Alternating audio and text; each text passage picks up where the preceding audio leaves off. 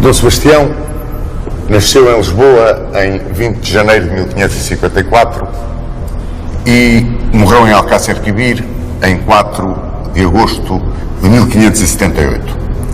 Era filho do infante Dom João e da infanta Dona Joana da Áustria.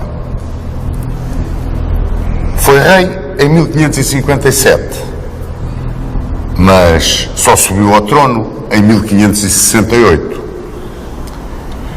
Foi um homem vocacionado para a guerra e a guerra. Teve o sonho de um império marroquino. Teve a ilusão de conseguir com esse império marroquino vencer o Império Otomano. E esse sonho arrastou a uma catastrófica derrota para o próprio reino de Portugal.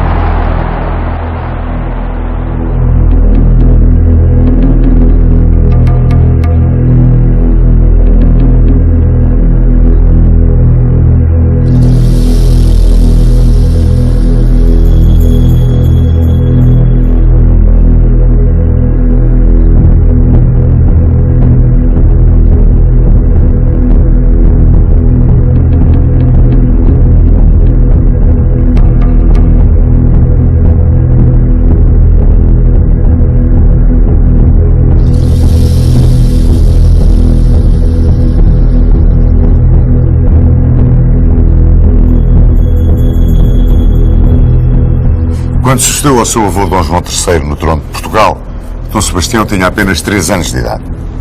A Europa encontrava-se envolvida numa série de conflitos.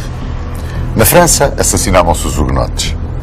A Espanha, onde reinava Filipe II, e a Inquisição, estava envolvida no jugular da revolta dos Países Baixos. O Império, que era a outra metade do Império de Carlos V, onde reinava Fernando I, tinha inúmeros problemas que estavam na origem daquilo que iria ser a Guerra dos 30 anos. A Europa cristã, por assim dizer, enfrentava o Império Otomano. O Império Otomano que ameaçava o Mediterrâneo, que ameaçava explorar os dissídios que atormentavam os europeus cristãos. E enfrentava-se com o Império Otomano na Batalha de Lepanto. Dom João da Áustria conseguia aí uma brilhantíssima vitória naval, mas, muito embora taticamente exemplar, a Batalha de Lepanto estrategicamente não foi conclusiva e permitiu aos otomanos continuarem a sua ameaça sobre o Ocidente Europeu. Na Inglaterra reinava Isabel I e sobre o cadáver de Maria Stuart e a construção de uma grande esquadra sonhava-se um grande império. Em Portugal, onde o novo monarca tinha apenas 3 anos, como vos disse, era regente a enérgica, a decidida Dona Catarina da Áustria, viúva de Dom João III e avó de Dom Sebastião. Disputava-lhe a regência ao cardeal Dom Henrique, que era irmão de Dom João III. A razão da questão que opunha aos dois partidos, o que apoiava a Dona Catarina da Áustria e o que apoiava o cardeal Dom Henrique, andava à volta da educação de Dom Sebastião. Dona Catarina da Áustria queria ser ela a educar o neto, e nas bases em que tinha sido educado o grande príncipe Dom Luís, o infante Dom Luís. Uma educação completa. uma educação académica, uma educação virada para o culto das ciências, para o culto das letras. O cardeal Dom Henrique queria a educação de Dom Sebastião entregue à Companhia de Jesus. Ora, Dona Catarina, por disposição de Dom João III, exerceu a regência entre 1557 e 1562. Durante esse período preparou o caminho para deixar ao neto o Estado organizado. Pois desde a criação de diferentes instituições, o melhoramento de outras, o chamar para o arcebispado de Braga Frei Bartolomeu dos Mártires, o rodear a estrutura de Estado de homens de valor, Dona Catarina ainda conseguiu dar uma tonalidade gloriosa à sua regência, ao mandar defender Mazagão, onde Rui de Sousa se cobriu de glória. E é curioso apontar aqui uma coisa. Dom João III é sabido, foi o homem que iniciou o ciclo brasileiro, mas também foi ele que começou a fechar o ciclo marroquino, porque, como vos disse no estudo do seu reinado, o cobertor do potencial estratégico português não chegava para cobrir o corpo todo. Para se tapar os pés, destapava-se a cabeça, para se tapar a cabeça, destapavam-se os pés, e tinha que se começar a ceder por um sítio qualquer para poder equilibrar o potencial com aquilo que ele tinha que proteger. E então Dom João III decidiu, abrindo o ciclo brasileiro, onde era mais fácil acorrer ao nosso império, fechar um pouco o ciclo marroquino, onde o inimigo a enfrentar era, na realidade, muito poderoso. Mas mesmo aí, ao ordenar a defesa de Mazagão, Dona Catarina da Áustria mostrou até que ponto é que ela considerava importante a manutenção de determinadas praças em Marrocos. Mas o grupo que apoiava o cardeal Dom Henrique para a regência, baseado na tradição da governação masculina e até na experiência do que na realidade tinha sido a regência excepcional do infante Dom Pedro, duque de Coimbra, durante a minoridade de Dom Afonso V, conseguiu levar a que Dona Catarina da Áustria entregasse a regência ao cardeal Dom Henrique e se recolhesse ao Paço de Chabregas. Mas o cardeal Dom Henrique, quando lhe entregaram a regência, hesitou. Ele, que tanto tinha querido a regência, agora não sabia se havia de aceitar ou não. E foi, por assim dizer, empurrado para aceitar a regência pela Companhia de Jesus, por Roma, por Lourenço Pires de Távora. E, ao aceitar a regência, por assim dizer, com ele subiu ao poder a Companhia de Jesus. A Companhia de Jesus, a quem ele, na Universidade de Évora, tinha, ou melhor, no colégio da Companhia em Évora, tinha dado foros universitários. Ora, imediatamente a Companhia de Jesus arranjou um preceptor para Dom Sebastião. Foi Luís Gonçalves da Câmara, um brilhante padre jesuíta. E também um aio, Dom Aleixo de Menezes, um guerreiro experiente, quer em Marrocos, quer no Oriente. E ambos procuraram tirar da cabeça de Dom Sebastião a ideia fixa da guerra. Dom Sebastião tinha a ideia fixa da guerra, e quer o preceptor, quer o aio, procuraram mostrar-lhe que esse não era o caminho correto a seguir.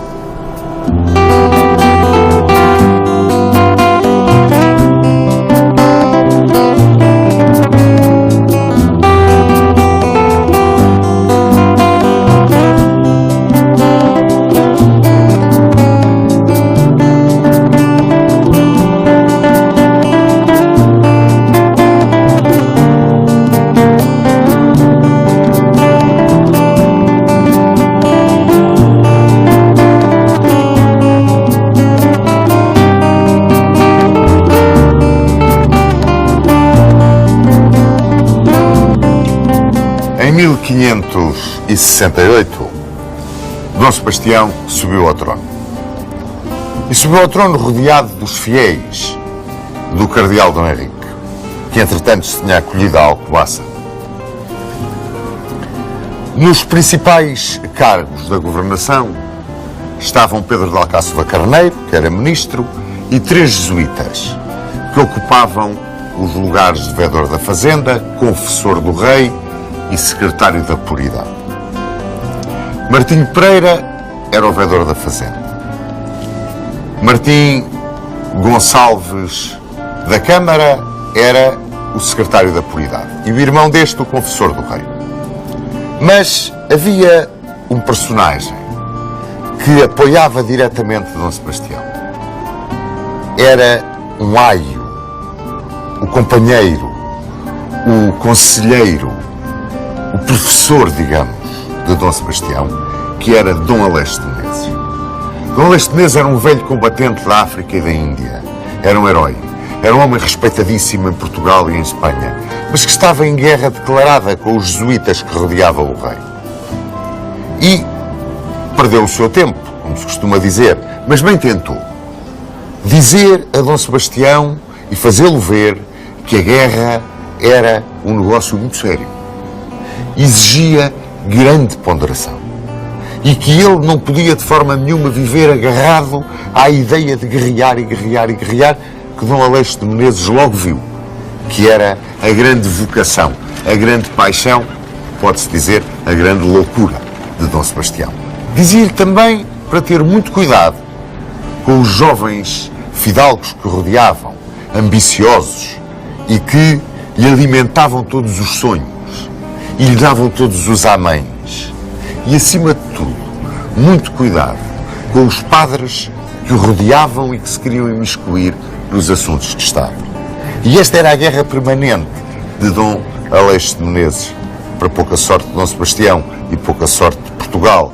Pouco tempo teve ao lado do rei, porque faleceu.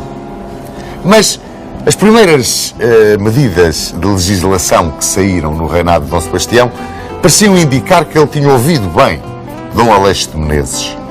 E assim, essas medidas apontavam para uma parcimónia nos gastos, para um cuidado muito especial no vestir, reduzindo o espavento, que até então tinha sido quase um ex-libris nas cortes de Dom Manuel e Dom João III, para reduzir os gastos com a mesa. É claro que isto era um engano, porque Dom Sebastião, muito embora fosse um homem muito frugal, ele era um militar sonhador. Era um Dom Quixote coroado, pode-se dizer assim.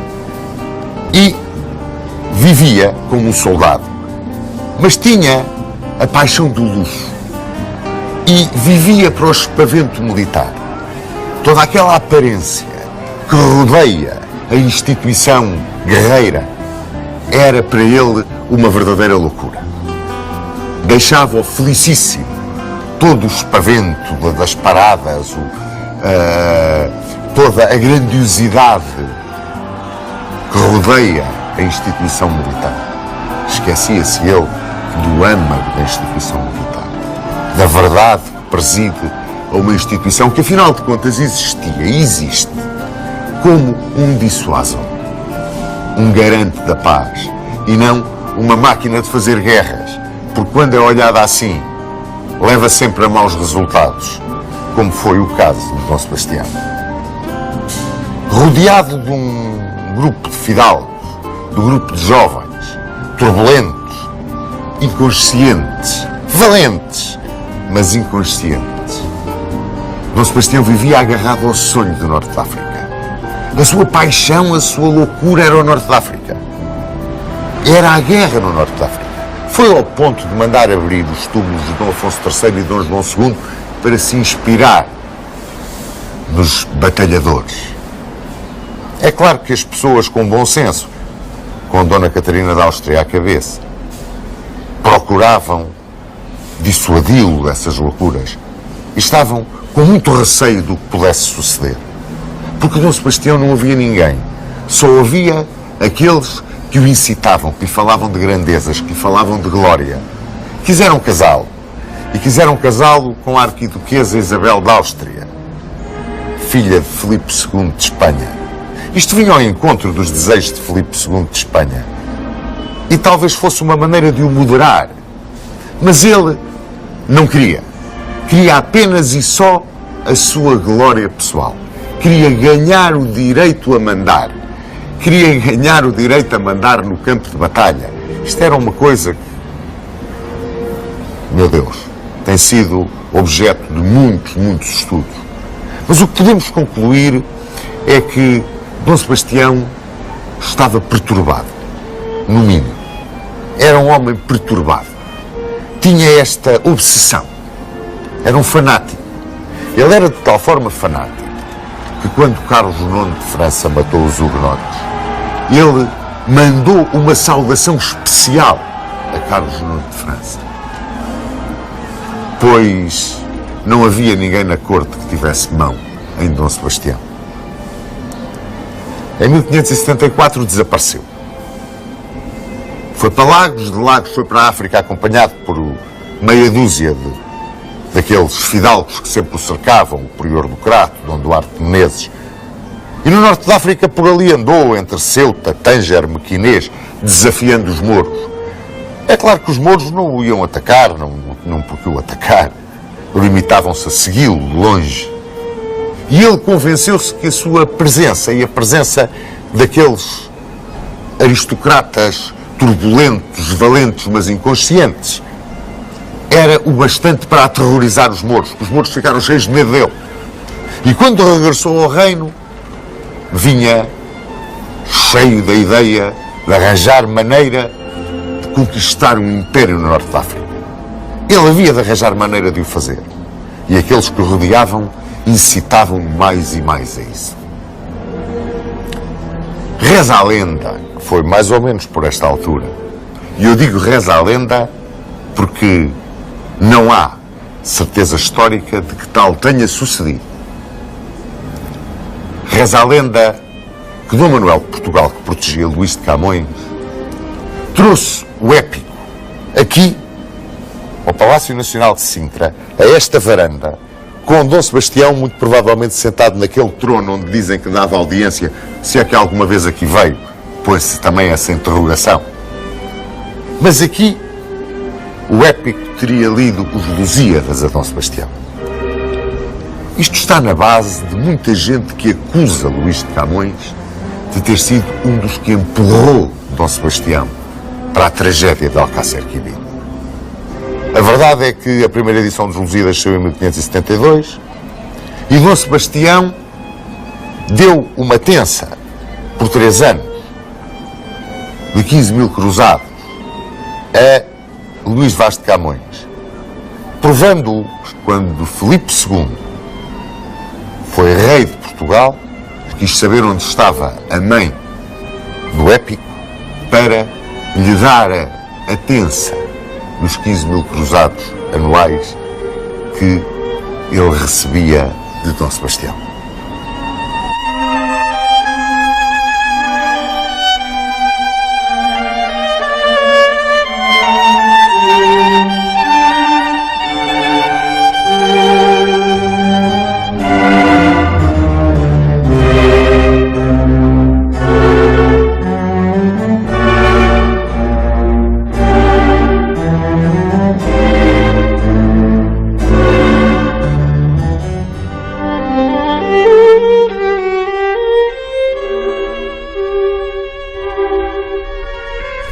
Quando Dom Sebastião regressou a Portugal, depois da sua primeira aventura marroquina, rodeou-se no passo dos seus companheiros de aventura, daquela juventude fidalga, completamente estovada, cheia de espírito de aventura, de risco e ansiosa por se bater, e mais, até quase que poderemos dizer, irresponsável.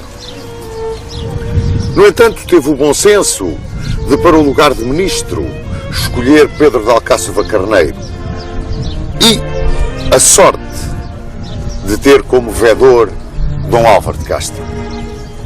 E enquanto Dom Álvaro de Castro durou, foi muito pouco tempo. As coisas equilibraram-se mais ou menos dentro de Portugal. Mas Dom Álvaro de Castro morreu. E quando Dom Álvaro de Castro morreu, descambou tudo quanto de algum senso político existia na governação de Portugal, sobretudo no que dizia respeito ao Norte de África. No resto do Império, muito embora Dom Sebastião não ligasse muito ao resto do Império, a verdade é que se conseguiam grandes feitos.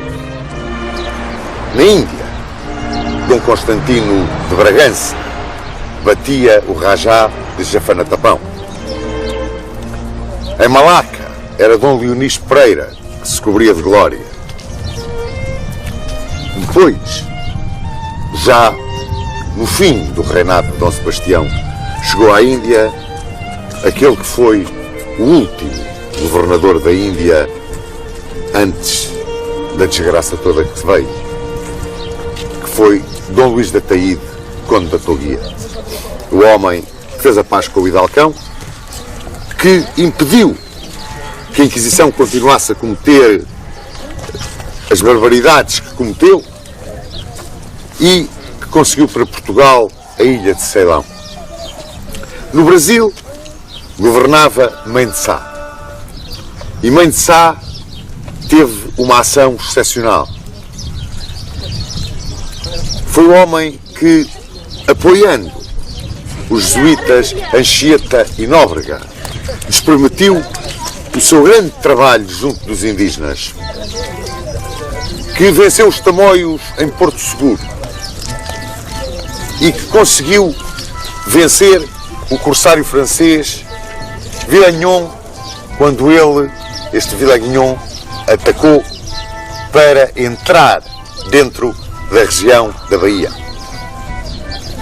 Foi uma grande vitória de Mãe de Sá, o homem que mandou construir a cidade do Rio de Janeiro, de que foi o primeiro governador, Salvador Correia de Sá. Esta era, grosso modo, a situação no Império. Mas, e no Norte de África, e na metrópole? No Norte de África acontecia que Moulay Ahmed, imperador em Marrocos, era deposto por um golpe armado, golpe de força, dado por Abdelmelek, a quem nós chamávamos Moulay Muluco, apoiado pelos turcos otomanos. Imediatamente considerou Dom Sebastião que a chegada ao trono marroquino de um aliado dos turcos otomanos punha em perigo as esquadras que vinham da Índia. E então viu aberta uma oportunidade para realizar, concretizar o seu sonho de aventura no Norte de África. Mas o Norte de África era muito forte e ele procurou o apoio e a aliança de Filipe II. Isto era em 1576 e mandou Pedro de Alcáçova à corte espanhola pedindo a aliança militar a troco do casamento de Dom Sebastião com a filha de Filipe II, a infanta Dona Isabel Eugénia. E pedia também uma entrevista com o tio, Filipe II era tio dele, o mais urgentemente possível. Filipe II concedeu essa entrevista. E concedeu essa entrevista que teve lugar no Natal desse ano de 1576, em Guadalupe, aqui na Extremadura espanhola. Ora, durante essa entrevista, Dom Sebastião apresentou todas as suas razões, os perigos da navegação das naus da Índia, o fecho no Estreito de Gibraltar, tudo quanto pudesse convencer Filipe II a irem os dois para a guerra contra Marrocos. Mas Filipe II procurou dissuadi-lo daquela aventura, mostrou-lhe os perigos que a aventura encerrava, se era esse ou não realmente o seu sentimento, afastar o sobrinho do perigo de uma guerra que podia terminar em tragédia, Eu estou convencido que não, muito embora haja quem esteja convencido que Filipe II falava honestamente. Mas de caminho foi prometendo a Dom Sebastião o auxílio de 5.000 homens, 50 galés, sob o comando do seu melhor general, o Duque de Alba. Quando isto se está a passar, chegam notícias a Portugal de que, perante a possibilidade deste levantamento de forças contra Marrocos, Abdelmelek tinha suspendido o seu relacionamento com os turcos, afastara-se da Sublime Porta e vinha informar os reis peninsulares de que nada tinham a recear dele. Dom Sebastião podia inclusivamente ordenar às guarnições das cidadelas de Marrocos que se abastecessem livremente, que ele nunca o iria impedir. E a Filipe II oferecia uma aliança para combaterem Argel, que era a sede dos corsários, dos piratas que atacavam as costas espanholas. Ora, esta posição de Abdelmelek levou a que Filipe II desistisse de qualquer auxílio ao sobrinho, o continuasse a tentar convencer a não se meter nesta aventura, mas foi para Dom Sebastião uma má notícia, porque Dom Sebastião tinha toda a intenção de ir para a guerra. É curioso que Filipe II, através dos seus diplomatas, fez chegar a Dom Sebastião uma informação que Abdelmelek, quando lhe foi quase que imposto o abandono de determinadas fortalezas aqui no norte da África, teria afirmado que sobre um ladrilho podre de África daria 2 batalhas ao rei de Portugal. Ora, o tio conhecia perfeitamente a índole do sobrinho. Ir-lhe dizer uma coisa destas era pôr gasolina no fogo. Pediu-lhe Muley Hamet, o homem que tinha sido deposto aqui pelo Muley Muluco, por Abdelmelek, ajuda militar para recuperar o seu trono. E Dom Sebastião prometeu-lhe essa ajuda militar imediatamente. Muito embora os ministros daquele gabinete à volta de Muley Hamet o tentassem convencer a não aceitar a aliança portuguesa, porque por trás de tudo aquilo estava a intenção de Dom Sebastião tomar o reino de Marrocos, a verdade é que ele acabou por aceitar. Ora, preparou então Dom Sebastião as suas forças. Bem o aconselhava toda a gente a não o fazer. Pedro Alcáçova Carneiro dizia-lhe que não havia meios, não havia dinheiro para preparar um exército com força bastante para vir a Marrocos. Mandasse ele uma força, nem que fosse figurativa, para junto de Muley Hamet para deporem o Abdelmelek, mas ele que não se fosse empenhar com toda a força de Portugal, porque iria deixar o tesouro completamente exausto. Também Dom João de Mascarenhas não o queria apoiar nesta iniciativa e ele foi profundamente mal educado com Dom João de Mascarenhas e afrontou aquele homem que tinha sido um dos grandes heróis de Dio, chamando-lhe inválido.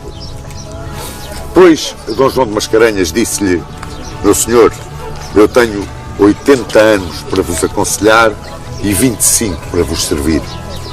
E Dom Sebastião estava de tal forma transtornado, de tal forma ansioso por vir para uma aventura guerreira, para se provar, mas provar o quê? Que consultou os físicos, os médicos, perguntando se a idade tirava a coragem. Mas pior ainda, o Duque de Alba mandou aconselhá-lo, quis encontrar-se com ele, aconselhá-lo a não se meter nesta aventura, a ter muito cuidado com o que ia fazer. E Dom Sebastião perguntou-lhe: senhor Duque, diga-me de que cor é o medo? E o Duque de Alba respondeu-lhe: pois, é da cor da prudência. Começou então um gasto desvairado de dinheiro. começaram-se a preparar as tropas e criaram-se 4 tércios. Os tércios eram o grosso dos exércitos. E Portugal formou, com tudo o que tinha, 4 tércios. O tércio de Lisboa, que era comandado por Diogo Lopes de Sequeira. O tércio de Santarém, que era comandado por Dom Miguel de Noronha. O tércio do Alentejo, que era comandado por Dom Vasco da Silveira. E o tércio do Algarve, que era comandado por Dom Francisco de Távora.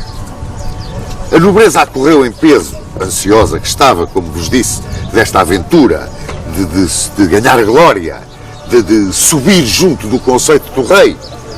Incensavam-no, apoiavam-no em todas as suas decisões, por mais absurdas, por mais loucas que fossem, e procuravam o lugar de valido junto do rei. Chegaram a bater-se Dom Cristóvão de Távora e o prior do Crato, por esse lugar de valido.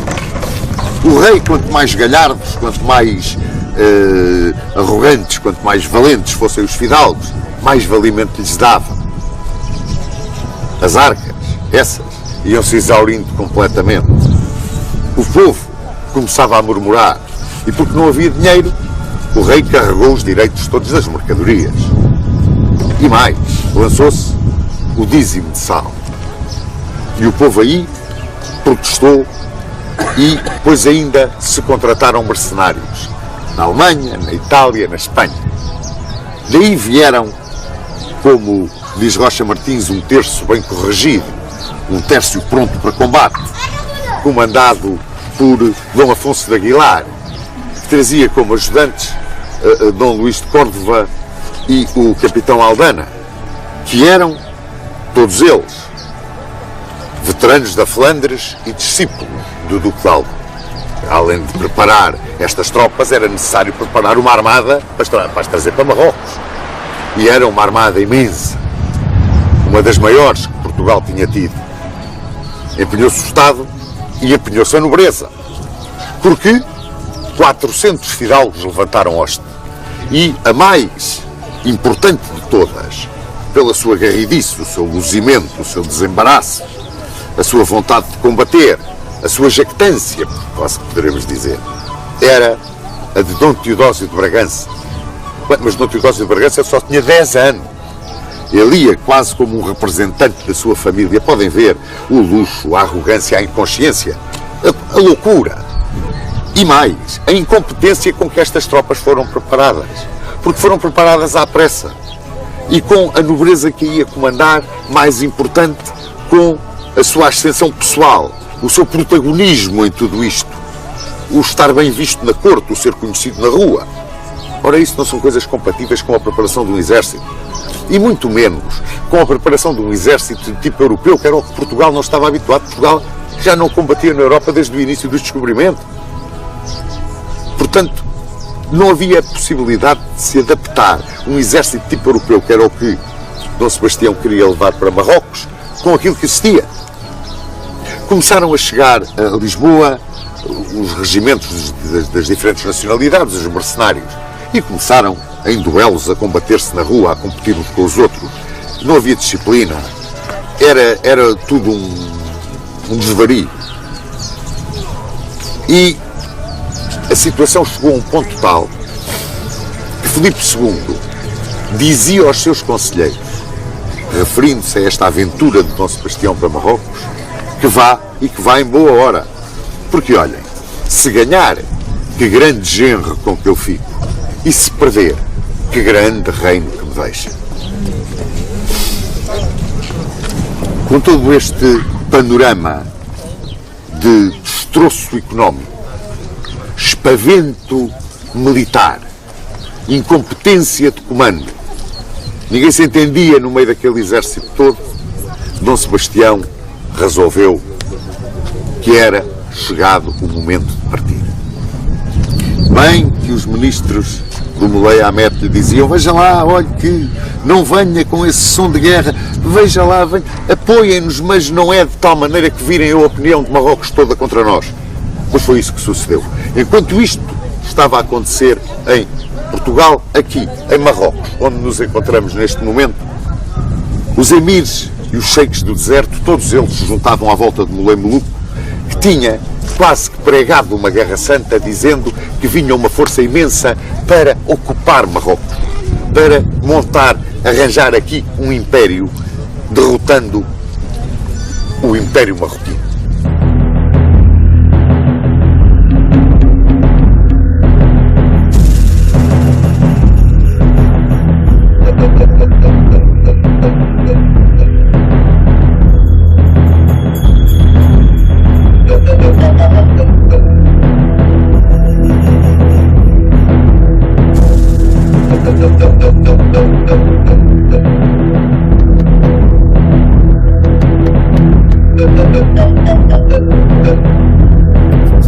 No dia 25 de junho de 1578, Dom Sebastião embarcou o exército em 800 navios, uma esquadra imensa, esquadra essa que tocou em Lagos para embarcar as forças do Algarve e navegou para Tânger. E de Tânger, a pé, pela costa, vieram para Arzila, onde se juntaram aos 4.000 homens do Moulay Ahmed e mais às guarnições de Arzila e Tânger que ali se juntaram. E esse exército saiu de Arzila para Larache, acompanhando a costa, e concentrou-se em Larache, que está sensivelmente nesta direção. Porque nós estamos, neste momento, no centro do campo de batalha de Alcácer Quibir.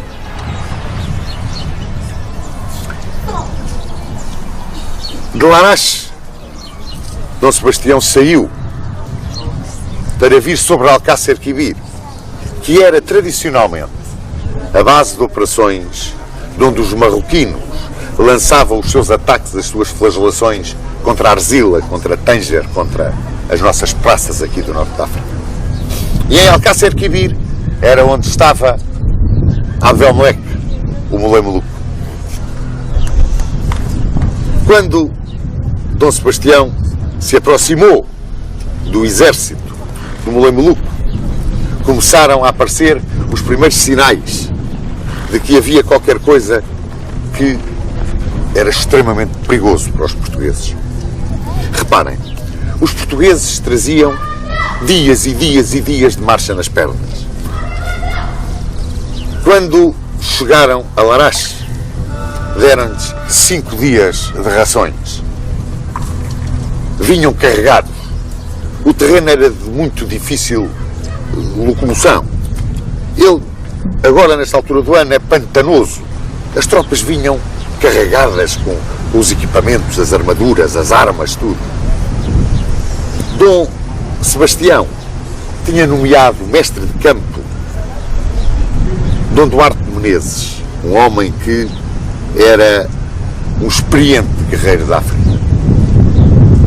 Levava a bandeira real, a bandeira nacional, digamos, Dom Luís de Menezes, que a tinha recebido numa cerimónia de uma pompa até aí nunca vista na sede de Lisboa. Dom Sebastião, ele próprio, para entusiasmar os seus homens, para interiorizar a sua ideia de vitória a qualquer custo, mandara buscar a Coimbra a espada de Afonso Henriques e trazia oferecido pela Espanha, lá está Filipe II, qual era a sua verdadeira intenção, oferecido pela Espanha o elmo de Carlos V. Só que não lhe puderam foi dar a manha guerreira de Dom Afonso Henriques, nem a ponderação estratégica de Carlos V, porque não tinha nem uma nem outra. Quando se aproximaram aqui de Alcácer Quibir, os portugueses começaram a receber os primeiros avisos sérios do que se poderia passar aqui, de como e onde estavam o inimigo. Foi um frade, Roque do Espírito Santo, e um comerciante chamado Diogo de Palma, que disseram a Dom Sebastião que as legiões do Moulay Moulouk eram imensas e que se concentravam na zona de Alcácer Quibir, Czar al-Kabir, como eles lhe chamam. E Dom Sebastião, a reação que teve foi, por exemplo, mandá-los prender, porque eles estavam a desmoralizar o exército. E nessa altura, o barão de Alvito perguntou: mas não há ninguém que prenda este homem, que prenda este doido, que nos perde a todos? E um frade respondeu-lhe: é tarde demais. E o barão de Alvito resumiu toda a verdade acerca de Alcácer Quibir. Então, se é tarde demais, Padre Nosso pelo rei, pelo reino e pelos vassalos. Ainda vieram dizer a Dom Sebastião que um alcaide de uma terriola aqui perto tinha administrado peçonha ao Moluco, um alcaide que era amigo partidário do Mulei Hamete, e que o Moluco estava muito mal. Abdelmelek estava a morrer envenenado com peçonha. Os seus capitães, o Mulei Hamete, todos lhe pediram: aguarde, não avance mais, espere aqui, deixe que o veneno faça efeito, porque assim que o veneno atuar e o Moluco morrer, o problema está resolvido. Mas Dom Sebastião increpava, insultava quem tinha tentado assassinar o seu rei. E ele dizia: não, nós vamos combater, é impossível que queiram assassinar o seu rei. E disse: mas olha lá, mas não está a ver que isso não tem sentido nenhum, vamos nos meter aqui porquê? E Dom Sebastião deu esta resposta: pela glória de Portugal. Ele confundia a glória de Portugal com a sua própria ambição de glória. E nisso também era muito empurrado por muita daquela aristocracia que estava à volta dele e que para aqui vieram. E que na noite de 3 para 4 de agosto de 1578, aqui ficaram neste campo que está por trás de mim. No dia seguinte, de madrugada, Mulei Hamete teve uma conversa com Dom Sebastião, procurou chamá-lo à razão. O próprio Dom Duarte de Menezes o procurou chamar à razão. Pelo menos que entrincheirasse as forças atrás do rio Luco, que corre no fundo desta planície. Pelo menos que entrincheirasse ali o exército, que esperasse ver o que é que acontecia. Mas Dom Sebastião nada o fazia voltar para trás. E quando começava talvez a ceder a tanta pressão dos seus conselheiros, entrou na tenda real o capitão Aldana, um dos homens do Tércio Espanhol, e disse: ataque já, não lhes dê tempo a formar porque eles vêm aí. E aqui à minha frente, nos cabeços, numa linha de cabeços que estão a dominar esta planície, apareceu o imenso exército de Abdelmelek. O imenso exército de aljubas brancas, pejado de bandeiras verdes da Guerra Santa, formado numa meia-lua, com as pontas avançadas como a querer envolver os portugueses, a quem Dom Sebastião deu ordem de montar o arraial, e que formaram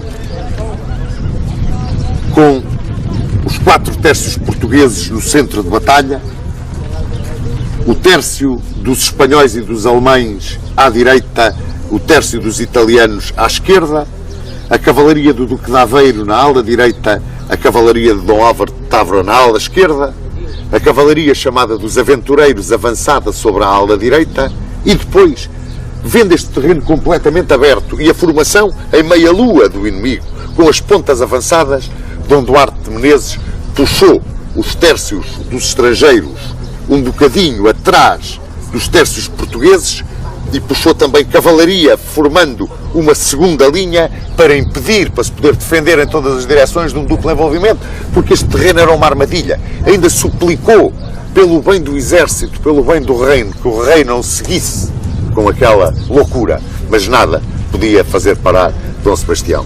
Abdelmelek estava agonizante, mas mesmo assim os seus capitães viam a superioridade imensa que tinham sobre o exército português que ali estava. Rompeu o fogo a artilharia moura. Começaram-se a mover as pontas do crescente, a desenhar o duplo envolvimento que era evidente neste terreno. Dom Sebastião estava aqui, onde está este pequeno monumento. Aqui estava ele, foi junto desta árvore, o seu posto de comando, onde ele estava com a bandeira, rodeado da sua nobreza, e ficou o rei petrificado. Quando viu avançar o exército inimigo, tiveram que o chamar à razão. Acorde, eles vêm aí. E então Dom Sebastião gritou 3 vezes Santiago, Santiago, Santiago. O choque das 2 alas da nossa cavalaria, a do Duque de Aveiro e de Dom Álvaro de Távora, contra as pontas do crescente que avançavam contra nós, foi magnífico. E o inimigo recuou. Nesta altura, os tércios, luzentes, cheios de bandeiras, com os bombos tocando, os pífanos, começou a avançar lentamente, depois da nossa artilharia que estava à frente dos tércios ter aberto fogo. E começou a avançar lentamente, de uma forma imperial, contra o inimigo. Foi quando, vindo, não se sabe de onde, alguém gritou: volta, volta. No meio do fragor da batalha, ou volta, volta, é muito difícil que tenha sucedido. Esta é a minha modesta opinião. Neste momento, a situação da batalha era-nos favorável. O que sucedeu realmente é que houve uma desarticulação daquela tropa, que estava impreparada. Como vos disse, a capacidade militar para combater uma guerra daquele tipo era quase nula. E os tércios, no seu movimento contra o inimigo, que ainda por cima estava numa posição vantajosa, ocupando o terreno dominante aqui desta planície à nossa frente. Os tércios hesitaram, não avançaram ordenados, como se impunha na guerra daquele tempo, e começou-se a desintegrar o centro português. Os mais depressa, outros mais devagar, uns paravam, outros andavam, e perante aquele desarticular, o inimigo recompôs o seu dispositivo e lançou-se sobre o centro português. Dizem que nesta altura o Moluco estava mesmo nas últimas, mas que a última coisa que fez foi dar essa ordem e que depois morreu. No exército marroquino não se aclamava Moulay Ahmed, aclamava-se Moulay Mafate, o irmão do Moulay Moluco. A partir daqui tudo é mais lenda, menos lenda, mais verdade, menos verdade. Dizem que a nobreza portuguesa se bateu brilhantemente, com uma coragem e uma determinação extraordinárias, e que o rei também. Dizem outras fontes que o rei teve 2 momentos cruciais que mostravam, no fundo, que por trás daquele estofado, daquele louco, daquele doido, no momento de enfrentar a morte, uma calma extraordinária tinha caído sobre ele. O porta-bandeira de Portugal, Dom Luís de Menezes, foi roubado e ficou em pé, agarrado à bandeira e protegido por um capitão de gastadores, um homem de estatura gigantesca, Gaspar Pinto Ribeiro. E Dom Sebastião, vendo o seu porta-bandeira a querer se enrolar na bandeira, no trato glorioso de Portugal, disse-lhe: abraça-te a ele, morramos com ele. Dizem também que Dom Cristóvão de Távora lhe terá mostrado um caminho, uma clareira no meio da multidão, da mêlée, como se diz, do combate que se desenrolava à volta dele. Uma clareira, e disse-lhe: fuja, vá por ali. E que Dom Sebastião lhe teria dito com toda a tranquilidade do mundo: a liberdade de um rei só se perde com a vida. Outras versões dizem: morrer sim, mas devagar. Onde é que está a lenda? Onde é que está a verdade? O que é que sucedeu nesse pandemónio que se levantou aqui, neste sítio do campo de batalha de Alcácer Quibir, naquele 4 de agosto de 1578? Todos são unânimes em dizer que Dom Sebastião esporeou o cavalo e lançou-se para o meio da multidão do inimigo, na mão a espada de Afonso Henriques, talhando o caminho, e que desapareceu na voragem. A catástrofe foi total. A derrota foi esmagadora. É a pior derrota da história de Portugal. Milhares de prisioneiros, entre os quais correu o boato, a voz, de que o rei tinha conseguido fugir e de que, na noite da batalha, à Praça de Arzila tinham chegado 4 cavaleiros e que um deles era o rei. E que o governador de Arzila dizia que sim, tinham chegado cavaleiros à Praça da Arzila, mas que eram só 3. Mas eram 4, eram 3. O rei fugiu, morreu. Os marroquinos, aqui neste campo, embalsamaram um cadáver diante dos prisioneiros portugueses e disseram-lhes que era o cadáver de Dom Sebastião. Essa notícia chegou a Portugal numa carta escrita por Melchior do Amaral, que levou, aliás, a que subisse ao trono o cardeal-rei Dom Henrique. Neste campo ficava a herança de Dom Sebastião. Um país economicamente destroçado, militarmente varrido do mapa, estruturalmente desmoralizado, completamente de rastros, sem um sucessor, um herdeiro da coroa digno desse nome e que pudesse dar continuidade à dinastia.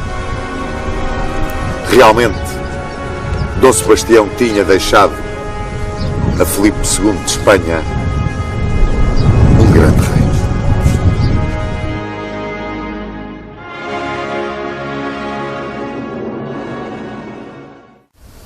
Dom Sebastião. Eu digo ao Sr. Duarte, para mim é o rei português que pior fez a Portugal. E eu não sei, a opinião do Sr. Dom Duarte agora estamos ansiosos por ouvir, porque realmente a herança de Dom Sebastião foi tremenda para todos nós. Não há dúvida que a expedição que levou a Alcácer Quibir teve muitos erros e foi mal conduzida. Se tivesse sido melhor conduzida e tivesse levado a uma vitória, o que era perfeitamente possível, porque havia uma aliança luso-marroquina para, no fundo, impedir o avanço da influência turca no Maghreb, pois Dom Sebastião seria hoje um grande herói do Ocidente, porque teria levado a que, provavelmente, o norte da África teria talvez continuado muçulmano, mas seria certamente uma região aliada da Europa. Agora, por outro lado, há vários historiadores, como o professor Francisco Salles Loureiro, que o estudaram muito a fundo e que também combatem um pouco as caricaturas de Dom Sebastião que são feitas. Dom Sebastião tinha uma formação muito interessante. Ele durante a sua juventude, e mesmo já como rei,